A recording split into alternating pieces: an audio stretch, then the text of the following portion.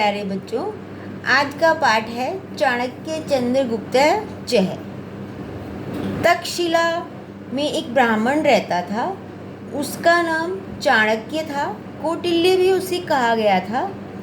वह काले रंग का, पतले शरीर का, गंजा, लंबी चोटी वाला, मोटे पेट वाला और बहुत ही कुरूप, परंतु बुद्धिमानी में वो बहुत ही अप्रतिम था। मतलब बहुत ही अच्छा था, बहुत बुद्धिमान था। एक बार मगध देश के राजा नंद ने उसे अपमानित करके सभा से बाहर निकाल दिया। इस अपमान से क्रोधित होकर उसने प्रतिज्ञा की कि जब तक मैं नंदवंश को नष्ट नहीं कर दूंगा तावत मतलब तब तक अपनी शिखा को न भंस्यामि मतलब बांधूंगा नहीं, अपनी चोटी को बांधूंगा नहीं। एतत् निश्चयं कृत्वा ऐसा निश्चय करके वह एक योग्य युवक की तलाश में घर से निकल गया। एक बार रास्ते में चलते हुए उसने राजा प्रजा इस तरह से खेलते हुए बालक को देखा और वहीं पे रुक गया। वह बालक एक बालक जो है उनमें से राजा बना हुआ था और अन्य उसके मंत्री और प्रजाजन थे। बालक के पास ही दो महिलाएं खड़ी थी। एक की गोदी में शिशु था और वो राजा से कह रही थी कि ये, दूसरी स्त्री कह रही थी कि ये शिशु मेरा है और पहली स्त्री कह रही थी ये शिशु मेरा है।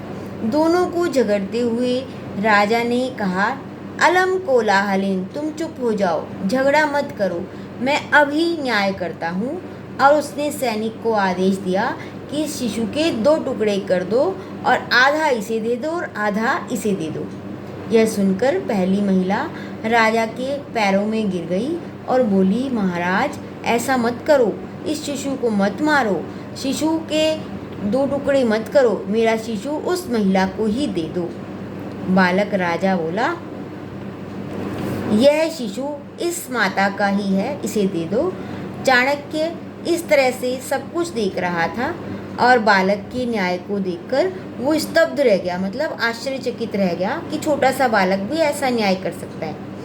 चाणक्य बालक की माता से अनुमति लेकर उसे तक्षशिला ले गया और वहाँ पर उससे शिक्षा दिलवाई और वह बालक उसको कुशल योद्धा बनाया और अच्छा राजनीतिक भी बनाया।